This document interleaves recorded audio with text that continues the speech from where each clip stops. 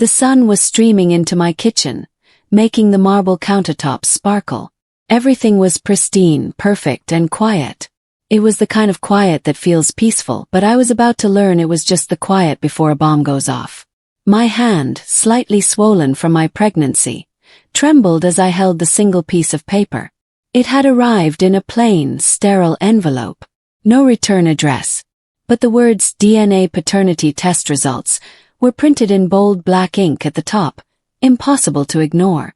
I had assumed it was some kind of mistake, a cruel prank. But I opened it, and my world stopped. My eyes scanned the page, blurring through the technical jargon until they landed on the one sentence that mattered. Probability of paternity, 99.9%. My heart hammered against my ribs. This wasn't for our baby, the one growing inside me. This was for a 5-year-old boy named Leo. A grainy photo of the boy was stapled to the corner, a child I had never seen. But I knew his smile. I knew those eyes. Just then the front door opened, and I heard my husband, Rafael, whistling. He walked in, all sunshine and charm, dropping his briefcase by the door. "Larissa, my love," he started to say. Then he saw my face. In that second, my perfect, quiet life shattered into a million pieces. If you've ever had a moment that changed everything, you know the feeling. Tell me about the second your life broke in two. I didn't scream. I didn't cry. I was frozen, my blood turning to ice water in my veins. The whistling had died in his throat. The smile slid from his face, replaced by a look of confusion, and then a flicker of something else. Fear. It was so fast I almost missed it, but I didn't. "Larissa, what's wrong? You look like you've seen a ghost." He took a step toward me, reaching out, and I flinched back like he was a hot stove. My hand came up, not to hit him, but to hold the paper out. It shook between us, a white flag of surrender to a war I didn't even know I was fighting. "What is this, Rafael?" My voice wasn't my own. It was a low, dangerous whisper that barely sounded human. He took the paper, his eyes scanning it. I watched his face, searching for denial, for confusion, for anything but the truth. Saw shock, saw panic, but I did not see surprise. He dropped the paper as if it had burned him. "Larissa, this is not what it looks like. It's a mistake. It has to be." But his voice was weak. He couldn't even look at me. He was looking at the photo of the boy, Leo, and in his eyes I saw recognition. The betrayal was so sharp, so sudden, it felt like a physical knife wound. It wasn't just the paper. It was the lie on his face right now. "A mistake," I repeated, my voice finally finding its strength, rising with a cold fury. "He has your eyes, Rafael. He has your smile. Don't you dare lie to me. Not now." His face crumpled. The charming, confident man I married disappeared, replaced by a weak, terrified stranger. He sank onto one of the kitchen stools, burying his face in his hands. I didn't know how to tell you," he whispered, his voice muffled. "It was years ago. Before you. Before us." The words came tumbling out in a panicked rush. A woman named Sophia. A one-night stand during a business trip. A mistake, he kept calling it. A mistake that had a name and a face. "She found me," he continued, finally looking up, his eyes pleading. "She found me 6 months ago. She said he was my son. She needed help. Leo. He needed help." My stomach twisted. 6 months, I whispered. "You've known for 6 months. He nodded miserably. "I've been helping her. Just some money for Leo. For his school, his clothes. I didn't want to upset you, not with the baby coming. I was going to tell you, I swear." The betrayal deepened. This wasn't a mistake from the past. This was an active, present lie. He hadn't just hidden a child. He had been secretly supporting a whole other family behind my back. I left him in the kitchen. I couldn't breathe the same air as him. My feet carried me on autopilot, up the stairs, down the hall, to the one room that had been my sanctuary for the past few months. The nursery. The walls were painted a soft, gentle yellow. A white crib stood in the corner, and tiny clothes were already folded in the dresser. It was a room full of hope, a room for our future. Now it felt like a joke. My eyes landed on the wooden rocking horse in the center of the room. Rafael had spent weeks in his workshop carving it, sanding it, painting it. He'd presented it to me with a flourish, calling it a symbol of our new beginning, a family heirloom for our first child. I ran my hand over the smooth, carved mane, and a sob finally tore through my chest. This whole time he had been working on this horse, smiling at me, telling me he loved me, all while knowing another child existed. 5-year-old boy. His first son. Had he ever carved a toy for Leo? The thought was so cruel, so sharp it made me sick. The rocking horse wasn't a symbol of our new beginning. It was a monument to his duplicity, a cruel, silent testament to the life he had hidden from me. That night I didn't sleep. Rafael stayed in the guest room, a closed door between us that felt as wide as the ocean. I was alone in our bed, the cold sheets a stark reminder of the warmth that was now a lie. My mind raced, grabbing at the few facts I had. Fear. Leo. With a surge of adrenaline, I grabbed my laptop, the glow of the screen a small light in the crushing darkness. My fingers flew across the keys, searching for Sophia and Leo in our city, Rio de Janeiro. It was a common name, but I added what few details I could guess. It took 20 minutes, but then I found her. Public social media profile. My heart stopped. Fear. A tired-looking woman with dark, kind eyes. Her profile filled with pictures of her son. And there he was. Leo. He was bright-eyed, with a gap-toothed, mischievous smile that was a perfect tiny copy of Rafael's. I scrolled through years of photos, a timeline of the life Rafael had missed or hidden. Then I saw it. Photo from 3 years ago. Leo as a toddler holding a small handmade wooden toy. It was a truck, slightly battered, painted a chipped blue. My blood ran cold. I recognized the style. The careful, curved edges. It was from Rafael's workshop. I knew it. This wasn't a recent discovery. He had known. He had been there. The next day, I felt like a ghost haunting my own home. Rafael had left for work, pretending, I suppose, that things could just be normal. I couldn't rest. Had to know. I had to see them not as pixels on a screen but as real people. I found Sophia's address from an old post. It was in a simple working-class neighborhood across town, a world away from our polished, gated community. I drove there, my heart pounding, not knowing what I was going to do. I parked down the street from a small local park. And then I saw them. Sophia was pushing Leo on a squeaking swing set. I sat in my car, hidden, just watching. Leo was a whirlwind of energy, laughing as he jumped off the swing, running to the slide. He tripped as little boys do and fell, scraping his knee. I watched, my breath held, as Sophia ran to him. She didn't scold him. She just knelt on the gravel, pulling him into a hug, whispering and rubbing his back until his tears stopped. She kissed his knee. It was a moment of such simple, unadorned love. I had come here expecting to feel anger, to see a rival. Instead, I felt a strange, unsettling pang of empathy. She wasn't a villain. She was just a mother, doing her best, caught in the same web of lies as I was. I drove home, my mind reeling, more confused than ever. When I walked in the door, my phone rang. It was Rafael. His voice was thick with fake concern. "Larissa, my love, how are you feeling? How is the baby?" I wanted to scream. Instead, I said nothing. "Larissa, please," he pleaded, his voice cracking. "I know I destroyed everything. But Leo, he was an accident, an obligation. You and this baby. You are my life. Sophia is nothing to me, I promise. It was a mistake I was trying to clean up." He was laying it on so thick, the sweet, charming man who could talk his way out of anything. He suggested we get away for the weekend. Just the two of us. To reconnect. "Let's go to our place in Buzios," he urged. "Just us. We can fix this." A week ago I would have melted. But now, his honeyed words sounded like poison. I looked at the paternity test, still on the kitchen counter. I looked at the memory of Sophia kissing her son's knee, and I realized the worst part wasn't the child. It wasn't even the affair. It was the lie. The calculated, ongoing, everyday lie.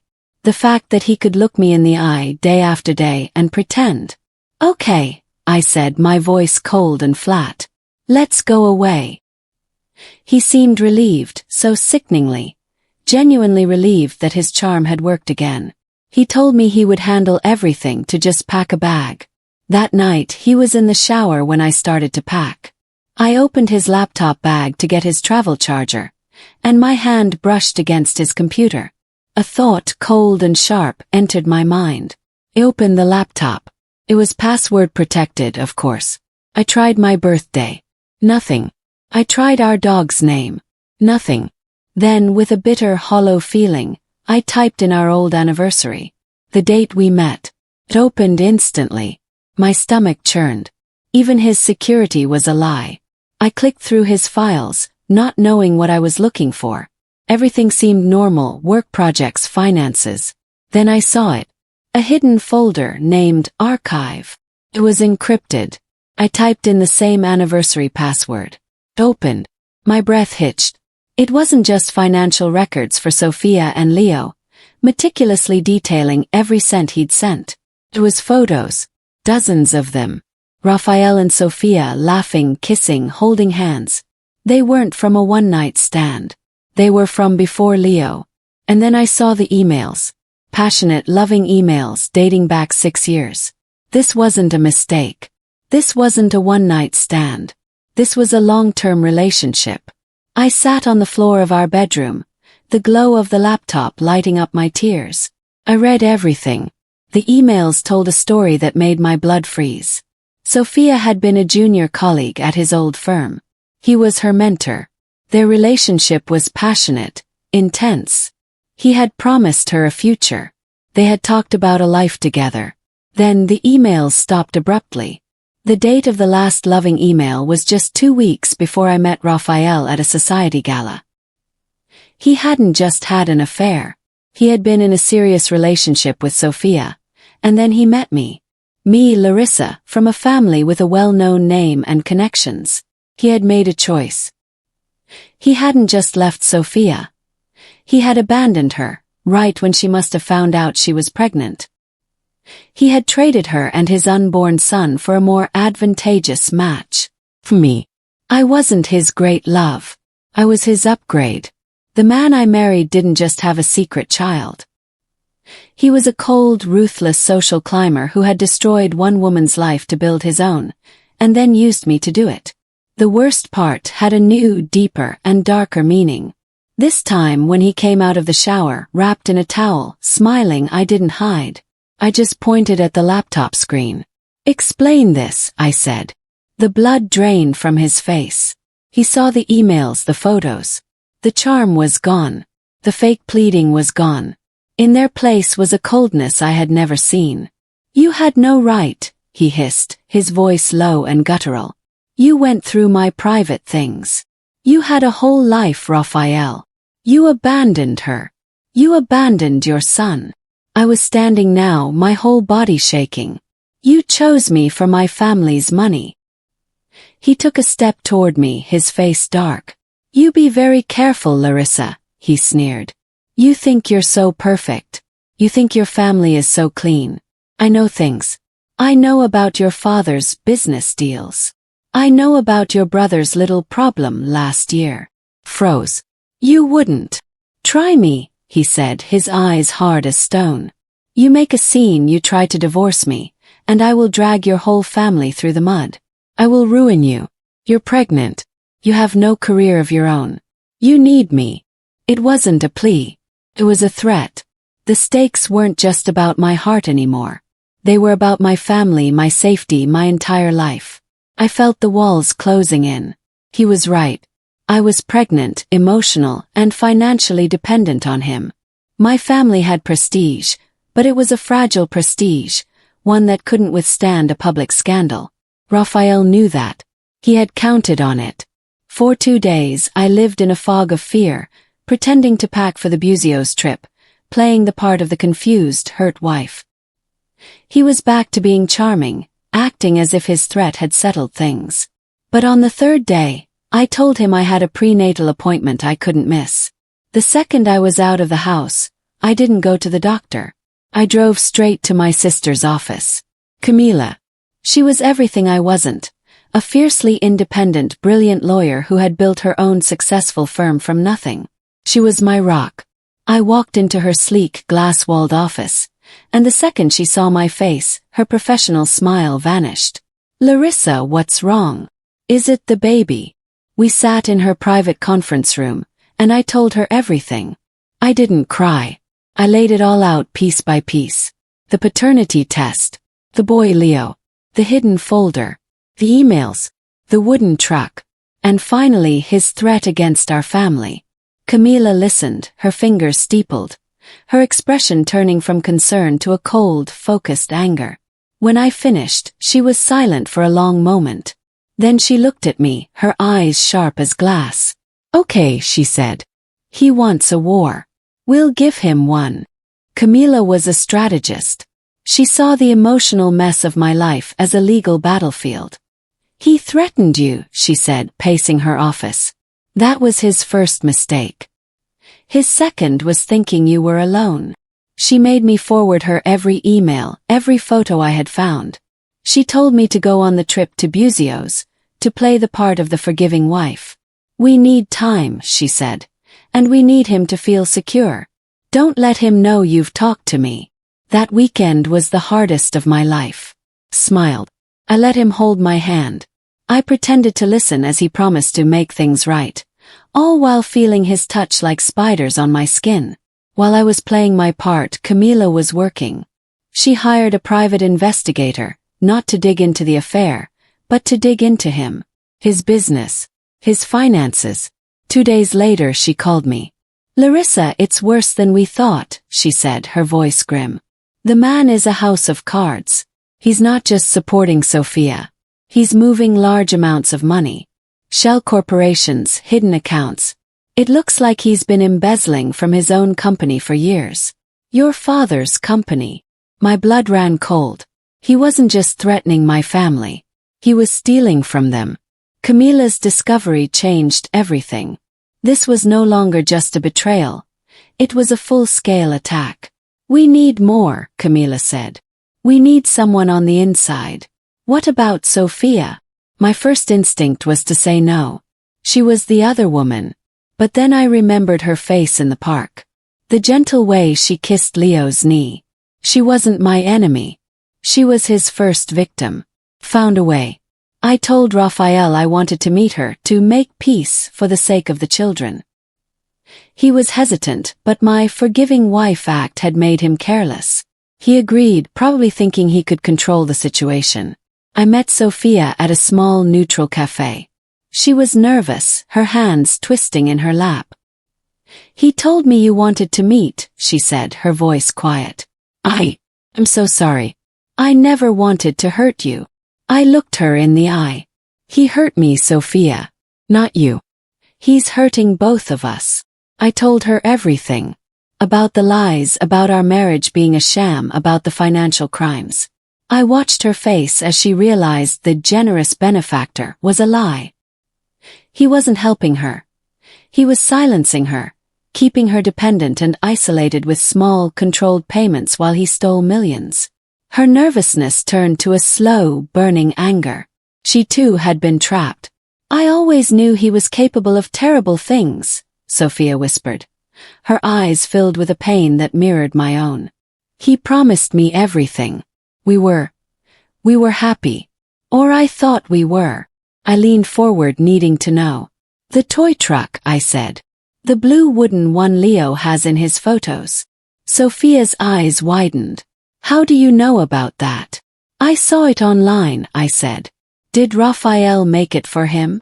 She nodded, a sad smile touching her lips. Yes, back when Leo was just a baby. He carved it in his workshop. He said it was a real toy, full of love, not like the plastic junk in stores. He was working on it the night he told me he was leaving. My heart stopped. I did the math. The night he left her was just days before he and I had our fateful meeting at the gala. He was working on that truck, I said, my voice shaking, while he was already planning to meet me, to start his new life. Sophia's eyes met mine, and in that moment, we saw the full, chilling scope of his deceit. This wasn't a man who made a mistake. This was a man who lived a complete, calculated double life, building a toy for his first son in the same week. He was courting the woman who would replace him. Sophia's anger was a quiet, cold thing. It gave her strength. "He's a monster," she said, her voice low and steady. "He uses people and throws them away. He thinks I'm stupid, that I'm just some poor, uneducated girl he can control with a few reis." She leaned in closer, dropping her voice. "He tried to make me sign something last month. I told him I wouldn't." My pulse quickened. "Sign what?" "Some legal papers." He said it was to protect Leo's future. It was all in legal jargon I didn't understand, but it felt wrong. It said something about me giving up any future claims against him or his estate, in exchange for the small monthly payments he was already making. He got angry when I refused. He threatened to cut me off. This was it. This was the key Camila needed. Rafael wasn't just hiding his past. He was actively trying to erase it, to silence Sophia legally. He was trying to sever his connection to his first son to protect the empire he was stealing. "Sophia," I said, my hand covering hers, "can you get me a copy of those papers?" She looked at me, a new, steely resolve in her eyes. "I can do better than that," she said. "I still have the original. He's coming by tonight to try and convince me again. I'll get it." When Sophia handed me the document, I felt a jolt of electricity. It was exactly what Camila had been waiting for. We met back in her office, our own war room. The document was brutal. It was a complete waiver of all paternal rights and responsibilities from Rafael, in exchange for a laughably small one-time payout. He wasn't trying to protect Leo. He was trying to buy his silence for pennies, erasing his own son so he wouldn't be a liability when he eventually betrayed me and fled with the money he'd stolen. "We have him," Camila said, her voice tight with triumph. "This document proves his intent to defraud both of you. It links his personal lies directly to his financial crimes." She laid out the blueprint. It wasn't going to be a messy, public divorce based on infidelity. That's what he wanted, what he was prepared for. This was going to be a precise, surgical strike. We would compile a comprehensive case. The paternity fraud, the emotional abuse, the systematic embezzlement from my father's company, and his attempt to defraud his first son. The goal wasn't just to get me a divorce. The goal was to dismantle his entire life, expose him for the predator he was, and ensure justice for both me and Sophia. It wouldn't be cruel. It would be firm. It would be final. We had the what. Now we needed the how. Camila's investigators had a lot, but Rafael was smart. His digital files were heavily encrypted. The financial trail was a maze of offshore accounts. We had the proof of the shell corporations, but not the key, the ledger that connected them all back to him. "We need someone who was inside," Camila said. "Someone who saw his day-to-day." My mind immediately went to one person. Marta. She had been Rafael's executive assistant for over a decade, starting when he was just a junior executive at my father's company. She was quiet, grandmotherly, and always treated me with a kindness that felt genuine. Rafael had forced her into early retirement 3 months ago, replacing her with a younger, flashier assistant. He'd called it restructuring. Now, I suspected it was to silence her. I found Marta living in a small, tidy apartment in Santa Teresa. She looked surprised to see me and worried. "Dona Larissa, is everything all right? You look pale." I sat at her small kitchen table, and I took a risk. I told her he was not the man we thought he was. I told her he was stealing from the company. Marta's face tightened. "I am not surprised," she said quietly. He became cold, secretive. She went to a closet and pulled out a small, dusty box. "I was supposed to shred these," she said, pulling out a small black ledger. But I accidentally kept one. I always felt something was wrong. The ledger was the smoking gun. It was the Rosetta Stone for Rafael's crimes. We sat with Camila's forensic accountant all night, and it was all there, written in Rafael's own arrogant, looping handwriting. Coded entries, dates, and account numbers that lined up perfectly with the shell corporations the investigators had found. It detailed the kickbacks from suppliers, the consulting fees paid to companies he secretly owned. It even detailed his systematic attempts to sabotage a rival company, a competitor to my father's business, to make his own division look more profitable. It was a road map of his corruption. He hadn't just been stealing.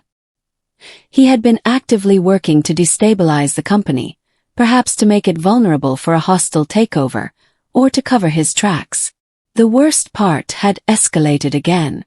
He wasn't just a cheater. He wasn't just a thief. He was a corporate sociopath, willing to burn my entire family's legacy to the ground to fund his escape. And I had been sleeping next to him, carrying his child, blind to the monster he truly was. Camila looked up from the ledger, her face grim.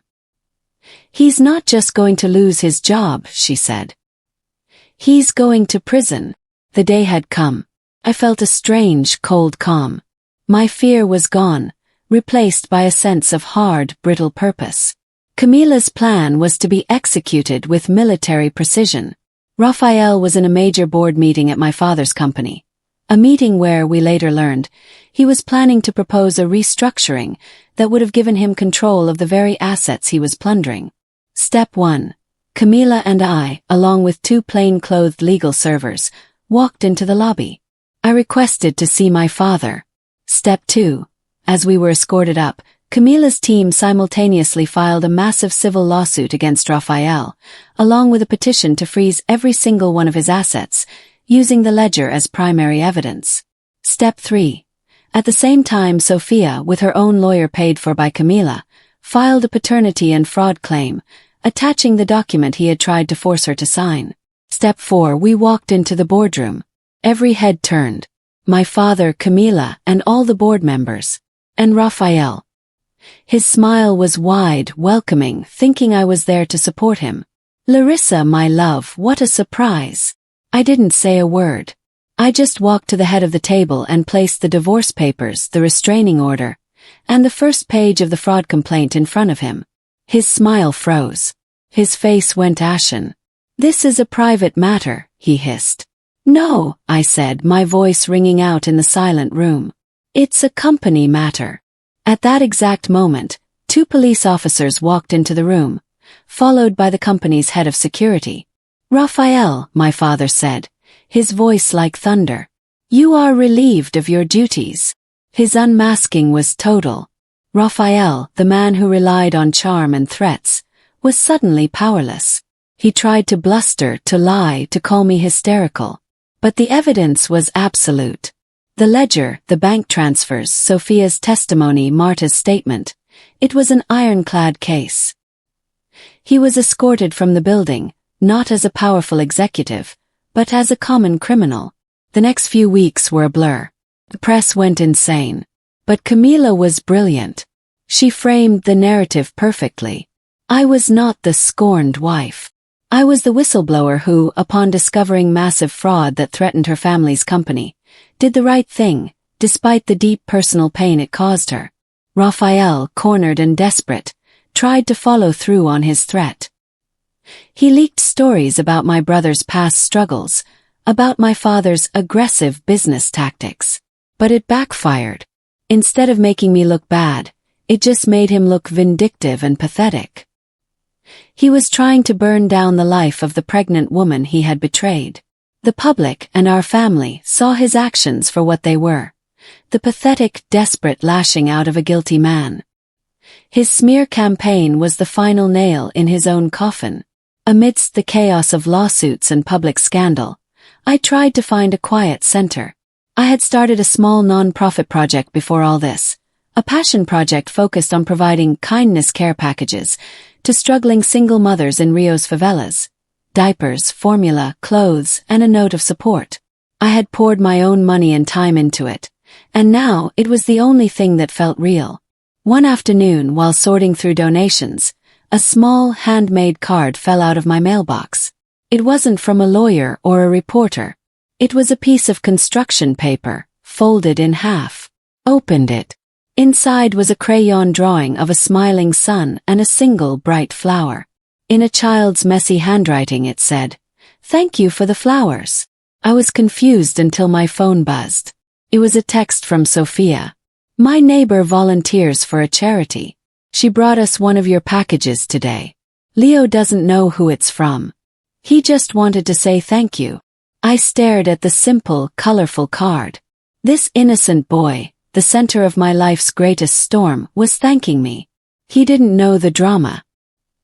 He didn't know his father was a monster or that I was his wife. He just knew a stranger had been kind. In that moment, all the anger and bitterness solidified into a deep, unwavering purpose. This was my work. Protecting the innocent. Rebuilding. The final court hearing was not a dramatic television showdown. It was a quiet, systematic execution.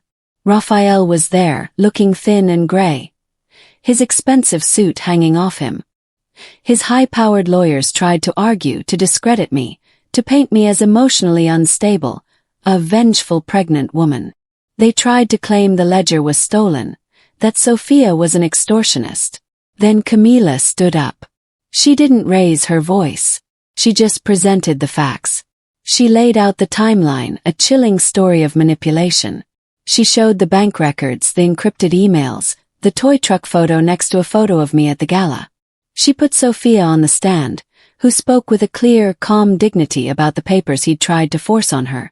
"This is not a case of infidelity," Camila concluded, her voice filling the silent room. "This is a case of serial predation. Rafael didn't just break a marriage. He broke laws. He preyed on the vulnerable. He stole from his partners, and he attempted to defraud his own children." I sat tall, my hand on my stomach, and met Rafael's eyes across the room. There was no hatred left. There was just nothing. He was a ghost. The judgment was swift and total. The judge ruled unequivocally in my favor. I was granted the divorce and a full, permanent restraining order. All my assets were restored, and I was given a substantial settlement, which I immediately placed in a trust. The judge called Rafael's actions morally bankrupt, and referred the entire case for criminal prosecution. But the biggest victory was for Sophia. The judge nullified the manipulative document and, using the real evidence of Rafael's wealth from the stolen funds, ordered him to pay a massive retroactive child support sum that would secure Leo's future for good. Rafael's career was over. His reputation was destroyed. He was facing years in prison. As we walked out of the courtroom, I paused and looked at Sophia. She was standing tall, tears of relief streaming down her face. We didn't hug. We didn't need to. We just shared a look, a silent, powerful acknowledgement of the long, dark road we had walked together, and the justice we had finally won. We had both been his victims, but we were walking out as survivors. Months later, my life was unrecognizable. The storm had passed, leaving behind a clear, quiet sky. My father, humbled and grateful, had made me a partner in the company, not out of nepotism, but because I had saved it. But my real work was The Haven, my non-profit, which had exploded with support and donations after the public trial. It was no longer just kindness packages. It was a real sanctuary, a place offering legal aid, job training, and shelter for women and children escaping abusive and manipulative situations. It was built from the wreckage of my pain, but it was stronger than anything I had ever known. One of my first official acts as the head of the foundation was to make a large, anonymous donation to a new educational trust fund for Leo. It was enough to guarantee he could go to any university he wanted, to give him a future free from the shadow of the man who had tried to erase him. My revenge wasn't in seeing Rafael in prison. It was in knowing that his firstborn son would thrive, not despite him, but because of the women he had tried to destroy. One quiet afternoon, I sat on my porch swing. The house was mine now, the air no longer thick with lies. I was gently rocking my newborn daughter, Leah, her tiny hand wrapped around my finger. I felt a profound, unshakable peace. The front gate clicked open, and Sophia walked up the path, holding Leo's hand. They visited often now. Our shared trauma had forged an unlikely, unbreakable bond. Leo ran into the garden, a happy, boisterous boy, chasing a butterfly. Sophia sat beside me on the swing.